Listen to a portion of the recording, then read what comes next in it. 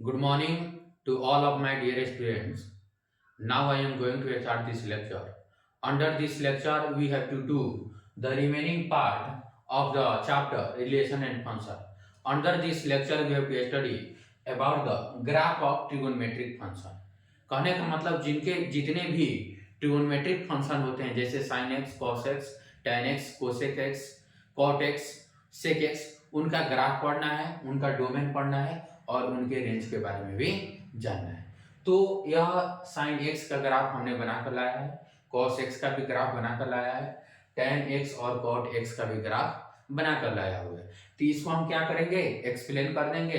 Explain करने के बाद डोमेन और रेंज बता देंगे और फिर इस लेक्चर को क्या करेंगे, कंक्लूड करेंगे। तो सबसे पहले इस लेक्चर में हम लोगों को ग्राफ ऑफ साइन एक्स यानी first trigonometric function sine x के बारे में पढ़ना है।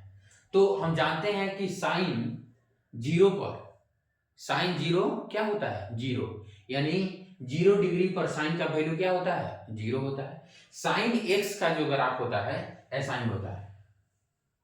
क्या है यह, साइन एक्स का ग्राफ है, वेव की तरह। किसके तरह, वेव की तरह।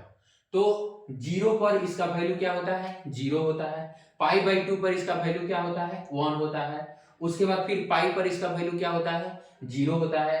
फिर 3 पाई बाई 2 पर इसका वैल्यू क्या होता है, -1 होता है। उसके बाद फिर 2 पाई पर वैल्यू इसका होगा 0 होगा। उसके बाद 5 पाई बाई 2 पर इसका वैल्यू क्या होगा, 1 होगा। फिर 3 पाई पर इसका वैल्यू क्या होगा, 0 होगा। अब निगेटिव की तरफ आएंगे तो -पाई/2 पर इसका वैल्यू क्या होगा, -1 होगा। फिर -पाई पर इसका वैल्यू क्या होगा, 0 होगा। फिर -3 पाई/2 पर इसका वैल्यू क्या होगा, 1 होगा। और -2 पाई पर इसका वैल्यू क्या होगा, 0 होगा। तो एक ग्राफ हम देख लिए किसका, साइन एक्स का। तो इसमें साइन एक्स का वैल्यू या तो 0 हो सकता है, या तो 1 हो सकता है, या तो -1 हो सकता है। ठीक है, हम कोई भी रियल नंबर ले लें, कोई भी रियल नंबर ले लें, यानी एक्स एक्सिस पर कोई भी वैल्यू ले लें, उसका मान कभी भी होगा या तो 0 होगा, या तो 1 होगा, या तो -1 होगा।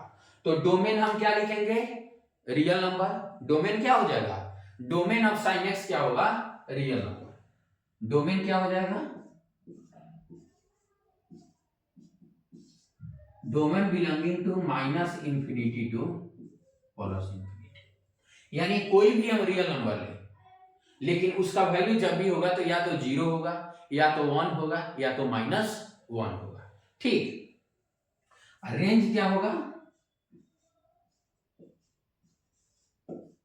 रेंज जो होगा -1 से 1 के बीच में होगा, -1 से 1 के बीच में होगा।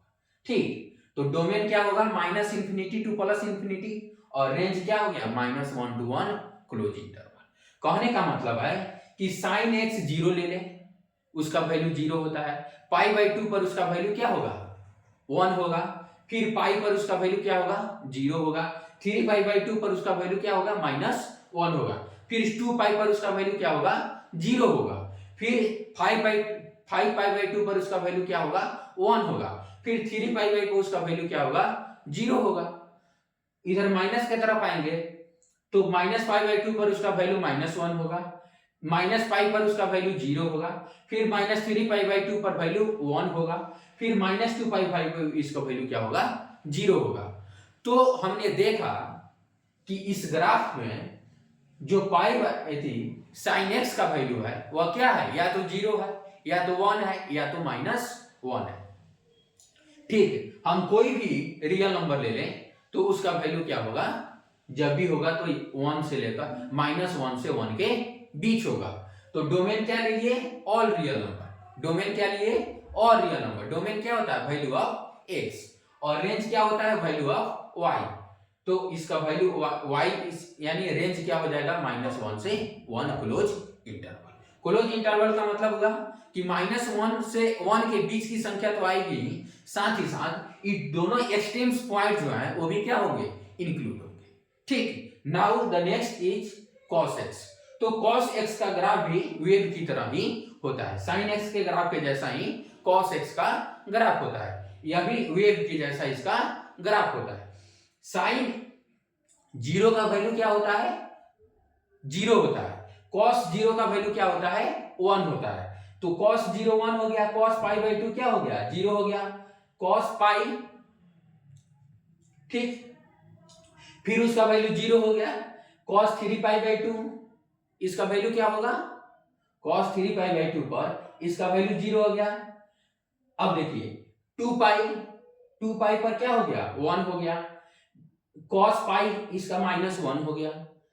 अब इधर देखेंगे cos माइनस पाई पर इसका वैल्यू क्या हो गया? -1 हो गया। cos -2 पाई पर इसका वैल्यू क्या हो गया? +1 हो गया। ठीक, तो cos x का ग्राफ जो होता है वो अभी किसके जैसा होता है? sin x के जैसा ही होता है। तो इसका डोमेन लिखेंगे तो इसमें भी -इंफिनिटी टू +इंफिनिटी। डोमेन क्या हो जाएगा?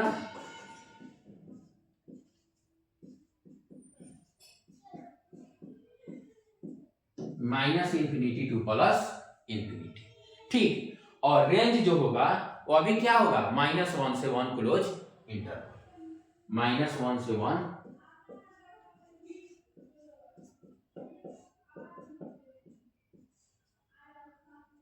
-1 से 1 क्लोज इंटरवल।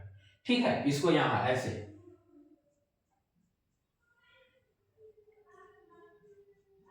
ठीक, यहां ऐसे, इसका मतलब हुआ, इसका मतलब क्या हुआ कि 0 पर इसका वैल्यू कितना आया? 1 आया। पाई बाई 2 पर इसका वैल्यू कितना आया? 0 आया। पाई बाई 2 पर इसका वैल्यू कितना आया? 0 आया। पाई पर इसका वैल्यू कितना आया? -1 आया। फिर 3 पाई बाई 2 पर इसका वैल्यू कितना आया? 0 आया। फिर 2 पाई पर इसका वैल्यू कितना आया? 1 आया। ठीक, अब इधर देखिए निगेटिव की तरफ, यहां -पाई/2 होगा। -पाई/2 पर इसका वैल्यू कितना हुआ? 0 हुआ। -पाई/2 पर इसका वैल्यू कितना हो गया? 0 हो गया। अब यहाँ पाई आया तो पाई पर इसका वैल्यू कितना आ गया? -1 आ गया। यहाँ -2 पाई पर इसका वैल्यू कितना आ गया? 1 आ गया। ठीक, यहाँ -3 पाई/2 पर इसका वैल्यू कितना आ गया? 0 आ गया। ठीक है, यहाँ क्या होगा? -3 पाई/2, यहाँ क्या होगा? -पाई/2। तो इसका भी वैल्यू, cos x का भी वैल्यू क्या होता है? -1 से 1 के बीच में रहता है। हम कोई भी रियल नंबर ले लें, डोमेन में कोई भी रियल नंबर ले लें, लेकिन cos x में उसका वैल्यू जो होगा -1 से 1 के बीच ही होगा। क्लोज इंटरवल -1 to 1 होता है। अब हम क्या करते हैं? अब tan x के ग्राफ के तरफ देखते हैं। तो सबसे पहले tan x का ग्राफ इस तरह से बनता है। दूसरी बात हम देखेंगे कि -पाई/2, पाई/2, 3 पाई/2, उसके बाद हम देखें -3 पाई/2। एक में क्या हो गया? पाई/2, फिर 3 पाई/2, -पाई/2, -3 पाई/2। x का, इस पर x का मान लेने से y का कोई वैल्यू नहीं है, y का कोई वैल्यू नहीं आ रहा है। ठीक है, तो अगर हम x में क्या करें, क्या करते हैं? अगर इसका डोमेन लिखेंगे तो क्या हो जाएगा?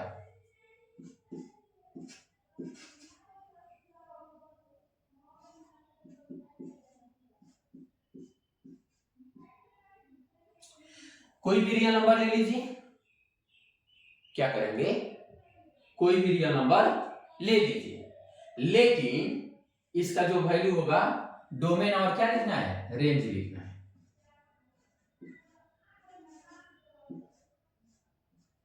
ठीक, तो इस ग्राफ को देखने से पता चलता है कि अगर हम x का क्या लेते हैं, 0 ले, पाई ले या -पाई ले, ठीक है, तो उसका वैल्यू क्या होगा? -Minus infinity to +plus infinity, -minus infinity to +plus infinity होगा। लेकिन x पर -पाई/2 ले ले, एग्जैक्टली -पाई/2 ले ले, पाई/2 ले ले, 3 पाई/2 ले, तो इन सभी पॉइंट पर y का कोई वैल्यू नहीं आता है। ठीक है, तो रेंज क्या हो जाएगा? r - 2n + 1 पाई/2, 2n plus 1 pi by 2।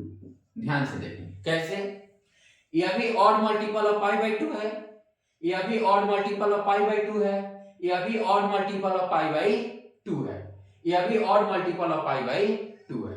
जहां n क्या है, n एक इंटीजर है। क्या है, n एक इंटीजर है, n belonging to i n क्या है, इंटीजर। कोई दिक्कत नहीं, यानी 3 पाई बाई 2, इधर हम लिख लेंगे 5 पाई बाई 2, फिर 7 पाई बाई 2, 9 पाई बाई 2। ठीक है, अब देखिए इधर देखिए minus pi by 2, minus 3 pi by 2, minus 5 pi by 2, minus 7 pi by 2।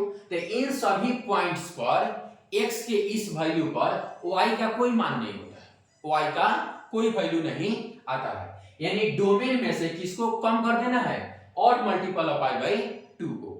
किसको हटा देना है, odd multiple of pi by 2 को क्या कर देना है, रिमूव कर देना है। तो हमारा रेंज जो होगा क्या होगा, minus infinity two plus infinity.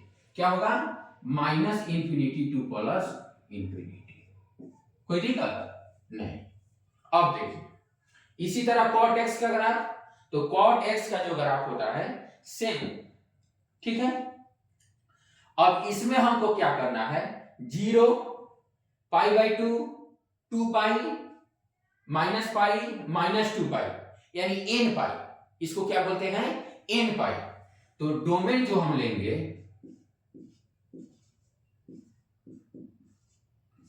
r minus n पाई, r माइनस n पाई, और हमारा रेंज क्या होगा,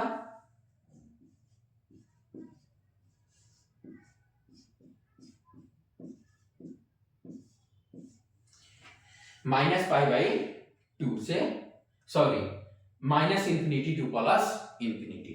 रेंज हमारा क्या हो गया, minus infinity two plus infinity. यानी x पर कौन कौन हम वैल्यू नहीं ले सकते हैं,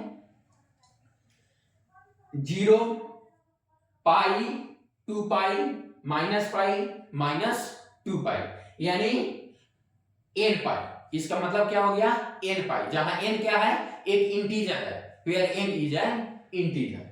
तो हमारा डोमेन क्या हो गया, r माइनस n पाई, और रेंज क्या हो गया, minus infinity two plus infinity. हमारा माइनस इंफिनिटी से लेकर प्लस इंफिनिटी तक कोई भी वैल्यू हो सकता है। तो यह सब क्या था, ये tan x का ग्राफ है, या cot x का ग्राफ है, या sin x का ग्राफ है, और यह cos x का ग्राफ है। Thank you for watching this.